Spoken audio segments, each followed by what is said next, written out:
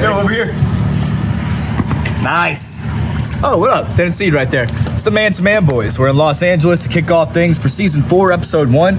As you can see, we're at a personal studio right now in Sherman Oaks. We got a huge guest. He goes by the name of Jorge Gamebred Masvidal. We're the Man to Man Boys. It's gonna be a big season for us. We got 3 big guests this week in Los Angeles, and then some more surprising things coming up here in the near future. Make sure to like, subscribe. Don't be that guy that just watches the videos and doesn't subscribe. So hope you enjoy this episode with Jorge Gamebred Masvidal. Let's get into the pod.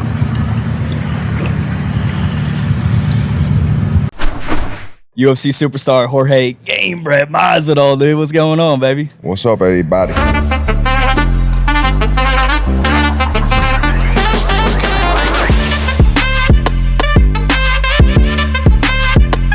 Alrighty, what up, everybody? Welcome into Man to Man Podcast. Today we're switching things up and talking man to woman. Please welcome on the show singer, songwriter, social media star Lauren Gray. We know you like the DJs. I am okay.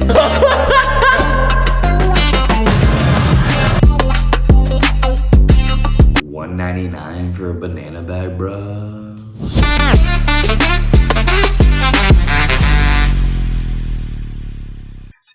He's still in the McDonald's, Jorge? Yes. Okay. Yeah, we got you. Like the McDonald's food? Stop. We got you. Wear your Dodger glasses. So we got you right here, big guy. Sure. Let's go. Good? They're kind of going off over there. You guys ever heard of Sting Pong? No. The person who loses the point, they take off their shirt and you get a swing at the other person's back. You get like 5 welts on you, play to 5, 3 to 5. Yeah. Huh? Yeah. Yeah, afterwards, yeah, I'll light somebody up. Yeah, let's go. You guys could be my play. Boys over here. That's fine. They've been waiting for a while. No, you guys are good. We're easy. All right, you ready, big brother? Sorry, sir. All right, let's do it. Oh, ready. We got an absolute legend to help kickstart the season off with us. Some people call him Street Jesus. Other people know him as Gamebred. Please welcome on to the show, UFC Superstar Jorge Gamebred Masvidal, dude. What's going on, baby? What's up, everybody? How we doing, dude? Doing So well, brother. we've been seeing you been bouncing around. You know, you're obviously in Utah, in Los Angeles. Like, how's it going so far? And then I guess, how was UFC 291? Like, was that the first time you were back in a UFC type of environment since you retired? Good question, but no, I was at International Fight Week. Okay. That was the first live event I went to. Gotcha. And I had a ball at UFC 291. Obviously, 2 of my teammates lost that day. Yeah. I would have hoped could have won, could have pulled it off, but it's a fight game. It happens. Actually, we had 4 teammates competing that night. We had a guy in Bellator, a guy in Japan, and 2 guys in the UFC, Dustin Poirier, and Pizzao, the guy that fought Derek Lewis. But it's just a fight game. It wasn't our best night, you know? Yeah. We were wondering what the relationship was with Dustin Poirier. And then obviously teammate, right? 100K down the drain. Dude, we had Dustin, by the way. We're big betters over here, dude. I lost on a 3rd leg with Dustin losing that one. What do you think of the outcome and kind of just the overall vibe of that night? I mean, gosh. Obviously a ton of fan love too, right? But oh yeah, I received a ton of fan love and it was awesome. But Dustin, I've known him, I want to say 10 years now. Yeah. And we've been training alongside each other at 10 years, watching each other's careers develop and unfold and take off, you know? Yeah. I was there when Dustin first got there. I helped him for many camps to get ready. When he was working out, when he was competing at 145, I was at 155. Okay. And when I went up to 170, he went up to 155. Gotcha. So it's always like we've been in the same neighborhood, always helping, always pushing each other, you know, in the healthiest way you can push each other in the gym. So we got a good bond inside the cage, and I'm always with that guy. So I mean, I betted on all his fights. The first time he fought Conor, the second time he fought Conor, the third time he fought Conor. So I don't even care about that 100K, bro. Okay, it's cool. the fucking fight game, you know? I mean, obviously I wanted to win. That was gonna be my question though. Is 100K the biggest bet you ever made? And was it the first bet outside of fighting? No. First bet outside of fighting? Like outside of just fighting in the ring, obviously. Oh, no, I don't really know nothing about sports, you know, to bet, so I don't bet on sports. Okay, yeah. You know, like if I had like a fucking insider. Yeah. You know, and they gave me like a ringer, that's different, but I don't know shit about sports like that, man. I feel you. After betting for as long as I have, I don't know anything Yeah, either. and that's So what it's- everybody in sports betting tells me Yeah. anyway. So Liam's the bigger UFC guy. I'm more of, I mean, we grew up playing basketball and, football, but he got me into UFC, I guess, when 2020 hit and, everything was still kind of going on. And I'm just texting him on the weekends. I'm like, all right, dude, who we got? What's Got any going on? plays? What's going on? What do you think about the Derek Lewis flying knee kick? I'm sure you've gotten asked this before. Like, Yeah, it was. Yeah. I thought he broke the record right then and there on my face Yeah. in the BMF title. yeah, I was shocked. I was like, damn. But it took longer than 3 seconds, because he dropped him. Yeah. And then the fight kept going on. I think they stopped it around 29, 30 seconds. yeah, And I was like, holy smokes, what a performance. It sucked though also because it's my teammate and a friend of mine. I've known him for okay. about 5-6 years and he's a hell of a competitor. Yeah. He has like 40 kickboxing matches. So that's not the guy I would have ever thought. He's going to get hit with a flying knee because he's used to seeing those techniques. yeah. And it just goes to show Derek's a hell of a competitor, hell of an athlete. Fucking He's funny as fuck too. the funniest guy in the Yeah. game, I think. Always, Yeah. every year. He's just fucking hilarious and that natural. post game interview was Always. legendary, Always. right? All of his interviews. Yeah. And Speaking of the flying knee kick, like obviously after the Ben Askren, flying knee kick or whatever, you had 5 fights after that, but you never tried it again. Is there like I don't know, is there like a strategy that goes behind like each opponent? Like, I'm going to try this time. No, there's a couple guys that I threw it on, but it didn't work. But definitely there's guys that tend to just level change and shoot. That's gonna be working for them. There's always a risk to reward. I can miss and they can get an easy takedown. Right. But when it connects, it's a painful thing, and wherever it connects, it's a painful thing. Yeah. And the good thing about the knees, you only need one. You don't need many. It's just one knee, and it could change the game. Yeah. Right knee or left knee? Either or. Okay, either or. Remember, the knees don't have padding, and the knees are, for me, in my personal opinion, though I'm not the best knee thrower, it's the most powerful weapon we have. It's knees and elbows, and kicks. Yeah. Punches are in MMA could obviously knock somebody out, as we've seen. Yeah. But of like real power, these things don't have padding. You can't even compare. When you throw an elbow correctly, it looks like the people get killed. Yeah. Looks violent, dude. I'm not trying to be on the other side of that one. Yeah, I know. You want That's to what I'm give it, saying. not take it. so being back in the UFC, are you looking to like be more part of? We gave out the belt, obviously at 291. Do you want to get more involved? Maybe hand out more belts with the UFC? Or are you more focused towards because as a fan that I've been following for a while now, we kind of like to see fighters come back a part of the UFC, and maybe if it is just once a year, just giving out a belt, or just is there some Definitely. angle that you want to get back into the UFC and show your face there? Definitely with the UFC, to me, it's more than, at this point, especially in particular, it's more than business. So it's Because you got like a big teammates. family, Yeah, you got teammates and stuff. Working with them 10 years, they've always been great. They've always taken care of me. So I love the UFC. Anything that they ask for, I'll basically do. Dana needs me to give out more belts. I'm giving out more belts. Hunter says, I want you to do this.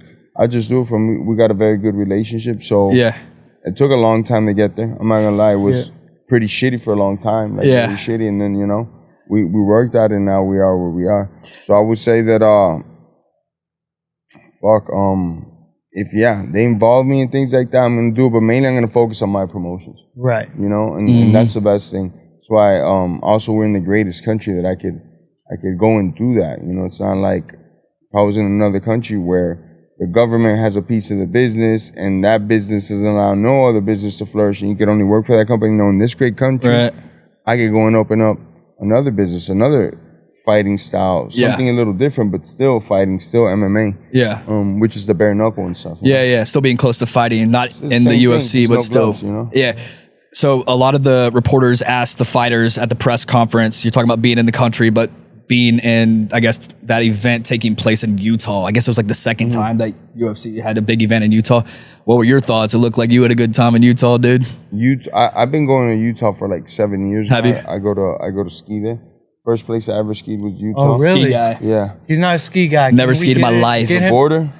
No, I haven't done either, bro. no Why? snow. I don't know. I guess I haven't gotten the chance, or I'm afraid I'm going to break my leg or something, It dude. took me a while. It took me a while till I was like, I went in first time ever in my 30s.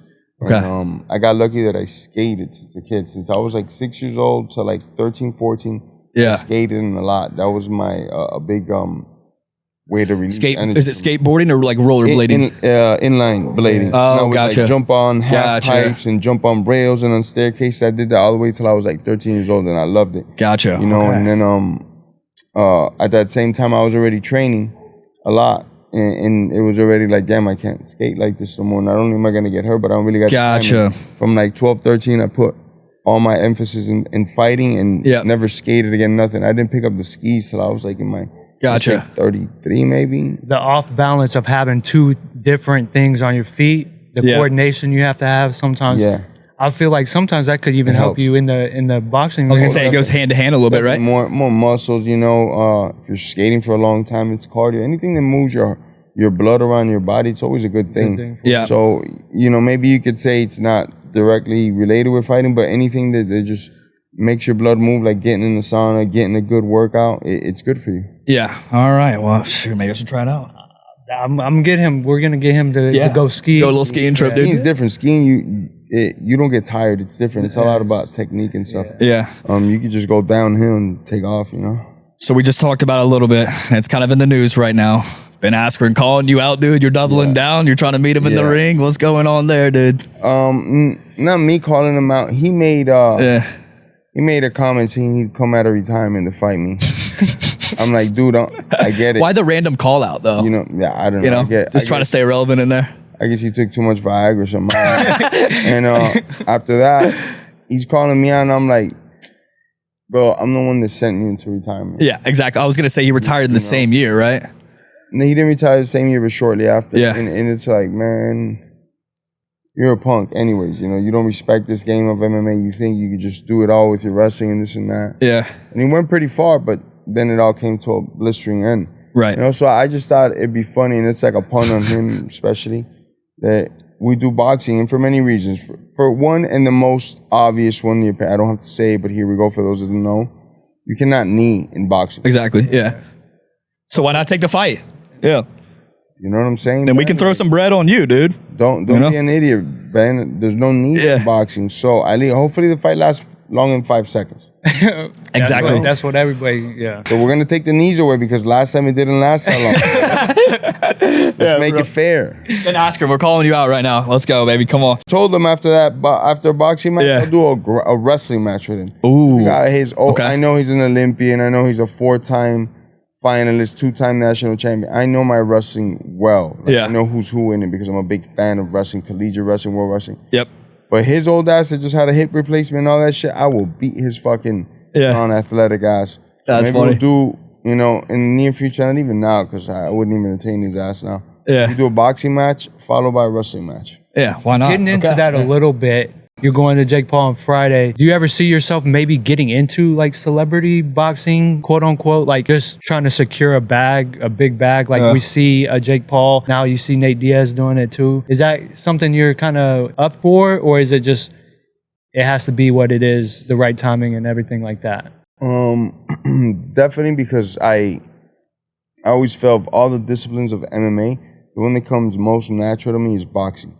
Since a kid, since I got in the sport, the thing that I excelled at the most and with ease was boxing, both defensively and offensively.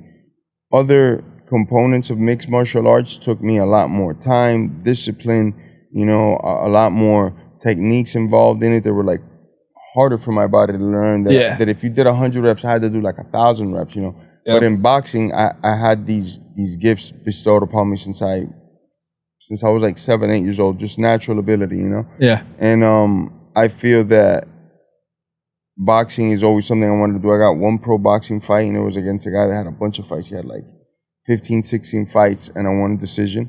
And I knew also I already had like 5 or 6 pro MMA fights. But for that boxing match, I want to say I made like $300. At the point in my career in MMA, I was already making like, I don't know, maybe I was making like $8,000 to $10,000 a fight in MMA, something like that. So I was like, I'm taking a big step back, but I wanted to challenge myself, box somebody good, and then keep the ball moving, see if I could get a bigger paycheck. But it wasn't looking like that. But I was gonna have to become like 20-0 in boxing to be able to get those paychecks. So I just said, I'm just going to full-time go in MMA. It's already going for me. So now that I got all this fame and I'm known for the hands, I would definitely love to do some celebrity boxing, some matches like that. Probably not no time soon, but at some point when the right one comes around. Yeah, that's what. So what is the prediction then for Jake Paul, Nate Diaz? Are you cool with Nate Diaz? No, I'm not. Well, he's salty. I don't have no hard feelings towards the guy. I got nothing but love for the dude, you know. Though he's an idiot, but, you know, he calls me like a pussy, or that I was going to quit in his fictitious mind. Like, I've never in my whole career tapped. I've got him put into sleep, knowing that I'm probably going to get put to sleep if I don't tap. And so I went to sleep because the choke was so tight, you know. It's happened to me twice that I'm fighting him with everything I got. Yeah. And tapping's not an option for me. You know? So now this guy was saying that going into the 4th and 5th round, I was going to quit. That's the most disrespectful shit you could tell a fighter. Like, I'm not a quitter. I've never... Show me the proof, motherfucker. The only one that quit or was close to it was his ass. He kept getting hit in the body and dropping one and quit the fight. So he always stayed sour and mad, and he says crazy comments and shit. But I don't have no ill will towards him or hard feelings. You know, I beat him to death. He's obviously the one that's sour. Yeah, so then I guess we're going with the favorite Jake Paul then. I think Jake Paul's a favorite because he's been boxing. Yeah. I don't know what Nate's lifestyle's been outside of the cage, the boxing ring. Yeah. He's never boxed before professionally, you know. I know he has millions and millions of rounds in sparring. Yeah. Are you throwing $100,000 on somebody this time or what? Nah, I need to do not that. for this. I mean, you know what? Yeah. Come on, dude. Throw 50 on it, bro. I'm gonna throw something. No, I just thought about it in like gambling forms. Like, how many times have I said, "Nah, I'm not playing no more," and then I'm like, you know what? I'm gonna just play like $2,000. Yeah, we know you'll touch it. This is the last $2,000 in my pocket that I got. Minus will play it anyways. Yeah. And that's where they get you. There's always one more. But then sometimes I make that money back. You know? There's somebody that'll take my bets. I just recently found somebody's taking my bet. So, all right. Well, we'll be touching it, right? I think we'll have to. Yeah. Okay, so, we'll be touching it. Hey, I got you know, it's easy to find a bookie, right, to place a bet on. Yep.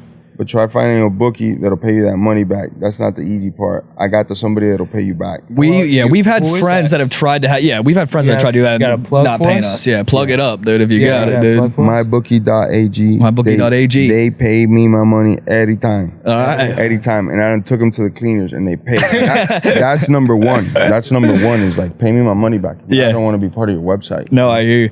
All right, well, Jorge, I know you've talked about it a lot in all these interviews, but obviously we want to go back to where it kind of started with Kimbo Slice's Backyard League. The few questions that we have are, what is your relationship with Kimbo Slice and how did it come about to begin with? That back, because we saw those videos on YouTube all the time. Back when we were young, that's kind of where we started to see the fight game grow. Just like myself, it was just a big thing. It was a big community thing down in South Florida as well. Like, we'd hear about these fights, we'd go to these fights, or somebody participated in those fights. So me and Kimbo ended up at the same gym down in Miami, and I was already doing like fights. I hadn't fought for Kimbo, but I was just fighting around Miami, just getting my experience. Any takers, you know? And Kimbo had seen me at his gym, him and the group. They talked to me. They're like, "Hey, you're pretty talented." You know, I talked to the people that were running the gym that knew me as well. And they got me on board. They were like, "Would you want to fight for us?" They asked me, I remember. One of his managers, Icy Mike, that's still alive to this day, great dude. Yeah. And a couple of his partners, his brother, Black Rob, came up to me and they were like, "Would you want to fight in the backyard?" Yeah. I was like, hell yeah. This dude was getting like 30 million views on YouTube. Might as well get your exposure up while you got it, right? Yeah. 30 million back then. I'm talking about 20-something years ago. You know Michael Jackson? That's big numbers back then. Yeah. Michael Jackson was getting like 1 million views. Yeah. Really? Kimbo was the biggest YouTube sensation. That's what I'm saying. Yeah, we were binge watching those videos at like 3 a.m. And everybody was. Like, if he was alive now, the guy that you'd want on your podcast, you know, especially back then, like nobody had seen those type of numbers. Yeah. So when he asked me, it was such a privilege and a little bit surreal too, because I had seen Kimbo already a lot in Miami, you know, and it was like nuts. Seen all of his fights, and it was like, damn, okay, cool, I get to represent now. Yeah. And get my name out there. But at the same time, I always knew that was just a step in my journey. That it wasn't like the end of me. it was just the beginning of me, you know. Yep. And a lot of people thought that was just me, that I was just a street fighter, but no, I was doing everything. I was training MMA, boxing, wrestling, jiu-jitsu, just trying to be the best fighter I could be. So take us on that journey a little bit in terms of how that transitioned into getting into the professional side of we see you kind of joining these other MMA leagues to kind of when it's starting to grow and get it traction. How did that lead you to the UFC and to where people would know you as who you are now? How did that foundation help you get to where you are?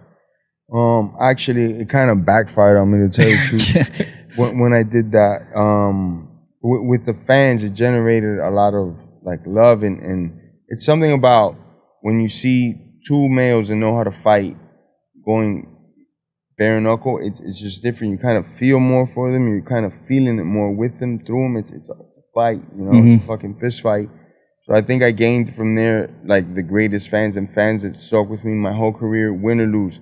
They were just behind me because they knew I was a dog, but I got to show how much of a dog I was because of the circumstances that were given, you know? So it was amazing. But on the other point of it, promoters looked down on me. They thought I was this thug that was going to roll up with 50 dudes deep to the fight shows and cause problems if the decisions didn't go my way. And it was all types of stereotypes and stigmas, and even reporters as well. I was challenging for world titles and they were still deeming me, and on the title would read street fighter kid or thug fighter from the street. The media wasn't kind to me 15, 12 years ago. That's how I always had a thing with them where I was well, fuck you guys. Now just being haters. I broke this record and I did that, you guys want to interview me and everybody want to be my best friend. But when I was coming up the ranks, just because I passed through these fist fights in Kimbo Yard's backyard, freaking they were blackballing me, or the writers wouldn't write the best things. I'd win fights and they'd say things that weren't the coolest. So it was kind of double-edged, and a lot of promoters were also I was kind of looked down upon or shunned, you know? Yeah. I got a question about the backyard fights. Now, I guess, what are you telling your parents as you're entering this league? Are you knocking on mom's door and saying, hey, I'll be back in a couple weeks, dude? I'm going to go, knock some dude's head off? Or how does that go about?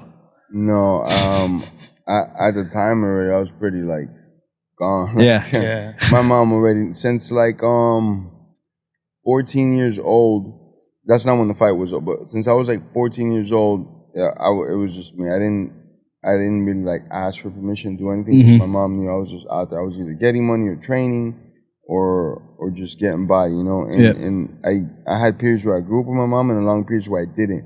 So it was kind of we were both used to it, you know. Yeah, gotcha. So when I would fight and stuff, I'd get money, and then I'd give it to her, and she'd be like, "Did you rob somebody?" The first time that I fought, made I'm gonna say $2,500. Yeah. Oh wow. When I fought, You're that's a bag right there, dude. Yeah, in Kimbo's backyard, and I was like, what? So, and then are you guys on a team and then betting money on yourselves against other opponents, or how does? Not a team, but you could just bet. You know, I'm gonna fight him, and yeah, you guys are gonna bet. And my boys over there, and they're gonna bet. And I brought some money and I gave it to my boys to place a bet. And I'm gonna go do my job now. You know. So we saw a video. I think it was on Facebook, Griff. I think you snagged it from us. How you won $43 or something after a fight, and then you take all your boys to McDonald's. Yeah, that was. And you get the Oreo McFlurry, double cheeseburger, large fry, McDouble, and McChicken. Is that still your go-to McDonald's order? Oh, if I go to McDonald's, that is pretty much okay. The order. Maybe the Oreo McFlurry, I'll take it off and I'll put the sundae. Okay. I'll put caramel on top, fudge on bottom. Now McDonald's took away the fucking peanuts. What the fuck, McDonald's? I don't understand. Because somebody's allergic to peanuts. Maybe that somebody shouldn't ask for fucking peanuts. Yeah. You know? Because I'm not allergic to peanuts. Okay, well, Jorge, we got a gift for you because we knew that you would still might check out. Ooh, it's a gift certificate. I don't know if you want to use it or not, but it's just rip it open. A year-long gift certificate to Mickey D's. Yeah, something like that. I mean, we tried. So I got a McDonald's punching bag that they sent. Do you actually? From Yeah. McDonald's with the nicest of letters and gloves and all. So you're just knocking Ronald McDonald out every day. Yeah, we got you a nice little Yeah, gift so card. I mean, it's Damn, not much dog. from the MTM boys, dude, but take it, $25 gift card, dude. What? Yeah, maybe get a couple of those orders. You know who's it's going right to my daughter because she's in her McDonald's stage. It's in her McDonald's She's bag right now. 14, so it's like, you know, thank you, fellas, bro. Yeah, for Yeah, of sure. course, We gotta man. take care of Save you. me $14, man. Had the spicy McChicken last night. All right, well let's go into UFC. Well, actually, hold up. I got a question about the different leagues that you joined. Right, Bellator. I was the first one, American Conference, American Team Conference, American Top Team? American Top Team. That's my gym where I train now. Okay. So I've been training. I was in different gyms in Miami. I was in another gym called Freestyle Fighting Academy in Miami. And then around 21 years old, right before I was 22, I switched to American Top Team. Okay. I did my whole career there, pretty much. 16 years I was there. Well, I'm still there, and I'm always there. But I fought for every major organization until the UFC. I fought for Bellator, which is easily the number 2 organization. I was their first show. I participated in the tournament. I fought in Strike Force. It was purchased by the UFC. I fought in Japanese shows that were owned by Pride. I don't know if you guys ever heard of Pride. We did a little bit of research. We touched on it, but we don't know too much about it. So I got to fight, which was always my dream growing up, watching these great fighters that I loved. I wanted to take part in this traveling, absorbing the culture, going all over the world, and guess what? Getting paid for it. Yeah. Right. So I'm going to fight there, and now if I went to Japan and I extended my ticket for a week, I was in Japan 3 weeks now. Yeah. You know, and I got paid to be there. So it was like the best, you know. So I got to fight all over the world, and I ended up back in an American company, Strike Force. Strike Force gets bought by the UFC, and I come on over to the UFC. I got a question about, I guess, your first professional fight that's on the UFC stat record website at the Playboy Mansion. Is that actually the Playboy Mansion, at the dude? Playboy Mansion. Okay, in how was that, Beverly Hills. dude? That was in Strike Force. Yep. It was freaking cool, bro. Yeah. I was on a nice streak. I was in my prime there. I got paid. I got paid good money to fight these guys, you know. Yeah. For the time that I was, I went from. So that fight I made $20,000, but before that my contract was like, I don't know, like, and this was me busting my ass and selling tickets like $7,000, you know. Like that was selling like $4,000 worth of tickets because I'd get $3,000 from the promotion. The rest I had to sell.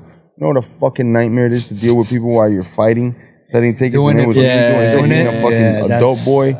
100%. So I didn't like that business too much. So then I got this great contract, and I ended up going to the Playboy Mansion.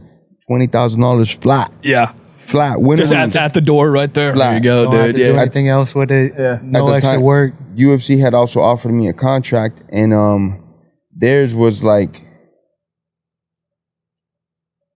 it was $6,000 and $6,000 going up by $2,000 on each side. So it was 6 and 6. So 6,000 if I won. I mean 6,000 a show, 6,000 if I won. That's 12,000. Then it would go up to 8 and 8. Then it would go up to 10 and 10. And then like 12 and 12. And then I could re-sign and get a new contract. Or I could take this contract from these people called Bulldog. They're just gonna pay me $20,000 flat. I was Gotcha. like, peace out, UFC. Yeah. I went to Bulldog. Then Bulldog ended up going under. I went over to Japan, and then that's how I got back the to- Strike Force. Yeah. How do you like Japan? I loved it. It was Yeah. a dream come true.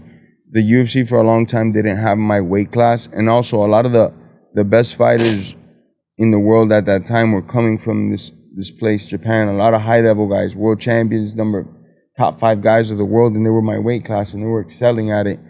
And Japan was just putting on really, really good fights. So it was always a dream of mine to compete there. Yep. So like the Pride, I mean the UFC of back then in Japan was called Pride, and they were putting on the best fights, period. Gotcha. The UFC ended up purchasing them there as well. But before they got purchased by the UFC, their video library at least, they went under and they opened up 2 shows. One was called Dreams, the other one was called Sengoku. I competed in Sengoku in Japan. Cool. And I lost 1 fight over there, which was a crazy robbery, and then I went on a 4-fight win streak, beat the champion of the world, knocked motherfuckers through the ropes. Like it was a movie in Japan, you know? I kind of want to get in now to a little bit of like the modern day of your fighting career, of like getting into fighting for a title belt.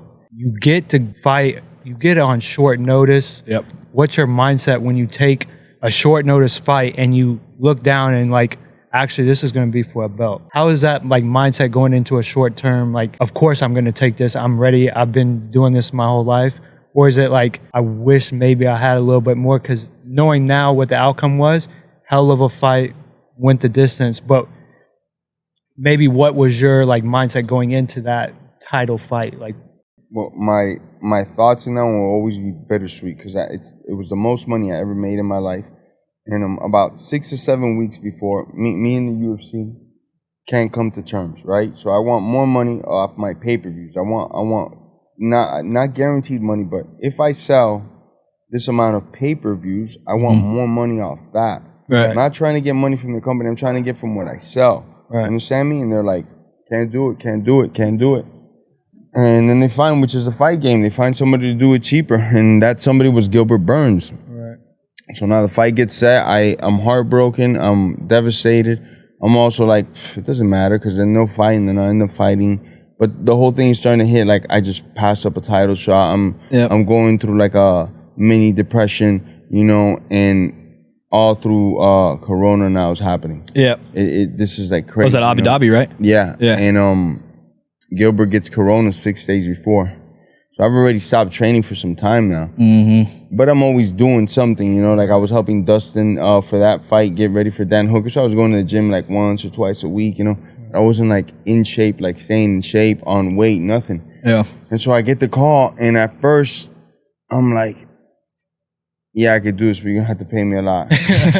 Always get the bag right first. Add some zeros on weight. it. You know, let me check my weight. And I checked my weight, did all of this and that.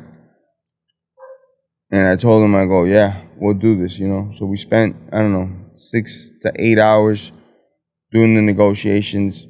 As I always will say, I had them by a good point. You know, they had 6 days to their main event. Mm-hmm. Not only could I step in and fill those shoes, because it was at my weight, but it was the only fight that made sense, the fight the whole world wanted to see. It was the most selling pay-per-view of that year. And the year before that, I had it as well against Nate Diaz. We broke the record in 2019, and then I broke the record in 2020. So it was like, man, let's go, you know, let's go fucking sell these pay-per-views, but you got to pay me, and they paid me. So I always am bittersweet, because I got the most money ever, and I had so much leverage, but it wasn't the best version of me that went out there. And am I content that I got more money, or that I would have, you know, basically gotten ripped off because the original deal was so shit? But had the belt, had the title, you know, would that have meant more to me? I don't know, because I don't have the belt. I got a question, because you fought for the belt again against the same guy in your next fight. Was Dana White or UFC like, let's obviously give him another shot, not just 6 or 7 days for it again, right? The next time they gave me the shot was 4 weeks. 4 weeks later? Yeah. No. Just 4 weeks when they told you. Okay. Yeah, and it was again bit of politics, literally, and a couple of things. We were gonna coach the Ultimate Fighter, me and Usman, and we were gonna fight. We were gonna coach throughout September, then be fighting November. I went and got a medical procedure done in California for my knees, not in California, in Colombia. And the UFC called me up, and they're like, "Hey, we have an opening, so and so and so and so. We're gonna fight." But we were thinking you should fight for the belt against Kamaru down in Jacksonville in the first show open to the public. Damn. And at first I was like, fuck that. And I hung up the phone and said, fuck you. And the next day I woke up and I was like a lot better considerably than when I went to sleep, how my knees were feeling. And I was like, man, last time I almost beat him in 6 days. Of course I could beat him in 4 weeks now. Yeah. And so I took the fight, you know, but each time Usman had the same amount of time to prepare for me as I did for him. Mm-hmm. So I always say it is what it is. It's a fight game, you know. There's no excuses, you know. And that one fucking he got me good. The first fight he won on stomps to the feet and shit, but it wasn't a fight, bro. I always feel like you didn't do shit. That fight was a loss for you and me, because the fans were utterly not entertained. In the second fight, he did great. He did what he had to do. He closed the show, you know. Gotcha. And then when you have like a setback like that, you know, how do you? We know you're super close with your faith. Like, how do you keep your faith so close to you after a couple setbacks like that? It hurts, bro. Yeah. It hurts, you know. Because obviously we saw Dustin, you know, after fighing, he's like, I'm gonna just cry up here, you know. But he's got a rock, you know, his wife to lean on. It sounds like you got your faith, and obviously your family as well. Yeah, I more than anything lean on my God, on Jesus, all the time. Since a young boy, I discovered God, and I've never not had God in my life, you know, and I've always just relied on God, no matter how fucking stormy it gets. I don't care. My faith is unmovable. I've never prayed to like another God or anything. I've always prayed to Jesus, and things have worked out for me. So that's my rock. Yeah. My kids obviously as well, but my go-to is my God Almighty. And then is that a part of your pregame ritual? Like, do you have a specific or like maybe a unique pre-fight ritual that you've always done, or maybe from the very first professional fight? Like when I play basketball, I was always tying my right shoe before my left shoe every time. That's kind of like my thing, because if I don't do it that way, do you have something like that maybe? Before every fight? You know, I have phases where I would do a certain something, you know, but I don't know if you'd call it a ritual as much as like more just routine. Yeah. I'd always work out in the morning before a fight, you know. And when I developed this, it was when I got better and better. I'd always do a little workout in the morning the day of. So Saturday I was going to compete. Saturday morning I was getting up. I was doing light sprints. I was stretching out. I was shadow boxing. I was doing a mock sparring. I was moving, you know. I was getting a good feel of my body. Yep. And then going out there and performing, you know. Well, let's get into the bare knuckle stuff. I feel like that's kind of your next venture. You're kind of promoting. I guess you're the biggest promoter for that, right? Is that kind of? Oh, without a doubt. I mean, there's only one promoter that has more followers. I mean, that's Dana White. You know, I got more followers than organizations have followers. You know, than all of them combined. PFL, Bellator, you name the organization, I have more followers than them. You know. So it's something very just organic and casual for me to promote what I love and what I've always loved, that I can't compete in MMA as far as competing in the top 5 of the world go, in the highest levels of it. You know, training against another guy's been training his whole life since he's 7, 8 years old, getting ready for combat. Yep. I don't I don't see all these other divisions, man. I'm gonna take over. Does that kind of keep UFC and my division, you know? Does that kind of keep your heart young in terms of like the sport of like fighting, when you get to go and like, yes, I'm out there, yes, let's do it. Like this is me. I'm watching the talent as it comes up. Talent that I've seen as I was coming up, older talent than me, younger talent than me, and it's so amazing that I have a clinical eye, because I've been in the sport for so long that I know what talent looks like. So I could go and spot it. And in that, I mean, it's amazing. And people respect you too. Yeah. I feel like that's another thing that a lot of people, like if you say something, or especially if they see your face tied to something like this, they're like, yep, I'll believe what he says, and that type of thing. We're kind of wondering, where do you find these guys? Yeah, and then are they both younger and older guys? We know the next fight is former UFC guys, right? 2 former ex-UFC heavyweight champions. Let's go. Yeah, get your promos off. 2 guys that could fucking bang. 2 guys that are leaving people dead on September 8th. No, but for real, both of them can crack, man. Both of them can strike. Verdum could do it all, literally. He could knee you in the face, elbow you. He could come across the ring doing a Bruce Lee kick and hit somebody in the face. And JDS is like a guy that has power. He was like the Ngannou before Ngannou got there, you know? Especially in his prime, he was just knocking guys out. He won the heavyweight championship in like a minute and change. Just hit the guy one time and knocked him dead. You know, and that one guy was Cain Velasquez, another all-time great UFC Hall of Famer that I'm a huge fan of. So it's just nuts, and now those guys are gonna get to compete for us. They're still relatively in their prime, and man, they're going to be able to put on a hell of a fucking fight. You know, we got another card. I can't drop the name, but it is going to be Rory Nelson versus somebody that I'll be dropping soon. And the winner of that will face the winner of JDS and Verdum for the heavyweight bare knuckle championship of the world. We got a lot of other big names coming from the grappling world as well. A lot of the grapplers like that there's no gloves, because now they could get into these tight spaces that the gloves make it, you know, damn near impossible when you got another good guy that could just grab onto that glove.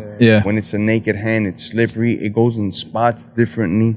So there's a lot of high-end grapplers that are interested in coming on over. And when I start to drop those names, it's going to shake the internet. And are younger guys a part of the league as well then? Yes, we got guys from everywhere. We got young guys, middle of the pack, and then guys that have been at the very, very top, champions, you know. Bro, you going to the backyard though, like going back to Miami and just scouting some dudes? Maybe that got some talent, bro. No, not yet. I haven't seen guys like that from like the yard. They could do it yet. Yeah. But I'm sure, you know, it might get to that. You know, usually I'm recruiting off MMA guys that I know would do bare knuckle, because not every MMA guy will do bare knuckle. Gotcha. You know? It's a different sport. Want to wrap it up with the last question of ours? Yeah. I don't know. Do we have anything else? Okay, nothing else. Can you bet on the guys? Yeah, how do I get involved betting wise? Can you bet on the guys? You can bet on the guys. You can go to mybookie.ag. There you go, get the plug. And bet on everybody. All right, cool, Jorge. We're going to keep this short. Man, appreciate you hanging out with the boys. We ask this at the end of all of our episodes. Man to man, what is the key to success? Key to success, huh? It can be You guys don't know, because I fucking know. Yeah, we want to hear it. Shit, and I fucking know. The key to success, bro. I'll give you one of the keys to success. Attrition, discipline, and being like blind. Especially nowadays. How old are you guys?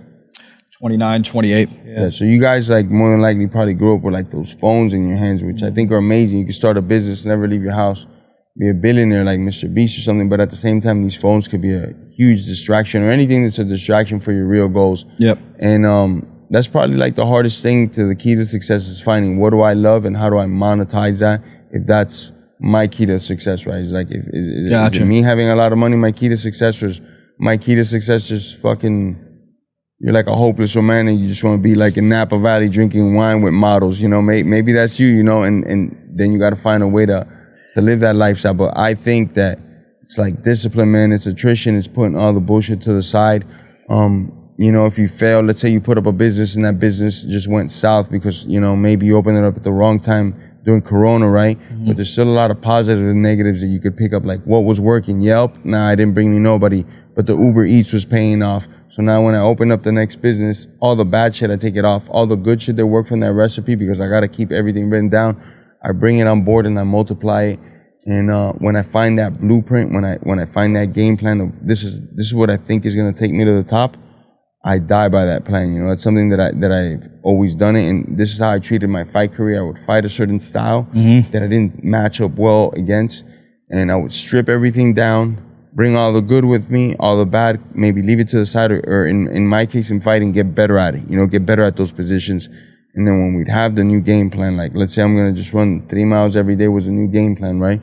Well, the hard part is sticking to it, because it's easy to write it down on a piece of paper, but to really get after it and do it, that's the hard part. So when you find that blueprint, that formula, that's when you got to put the blinders on. That's when you can't let the distractions get you. That's when, you know, you got to go for it all. I got one more. If you're trying to succeed, you know, if you want to be part of the pack, then, you know, you half-ass it. You go out to the club from Thursday night to Sunday, and then at Monday, you're getting your ass kicked in sales, right? And you're wondering and you're hating on everybody else that's doing better than you. Like, oh, well, why do I have the fucking shittiest position, this and that? Because you're not giving it your all, you know? You're not 100% invested in what's in front of you. I'm gonna have to go back and watch that entire segment right there and take some notes, baby. Jorge Masvidal, Gamebred, baby. We appreciate you coming on the Man to Man podcast. Good luck in Dallas, and let's go, baby. Appreciate you guys for watching. Well, I ain't fighting. He's betting, though. He's betting. I'm betting on something. I want to see these lines, but I ain't fighting, bro. Unless it's in the streets, but that's always a Let's go. Let's go. Appreciate you coming on, bro.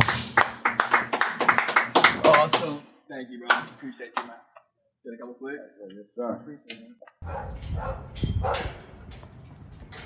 It's nothing new. That was big.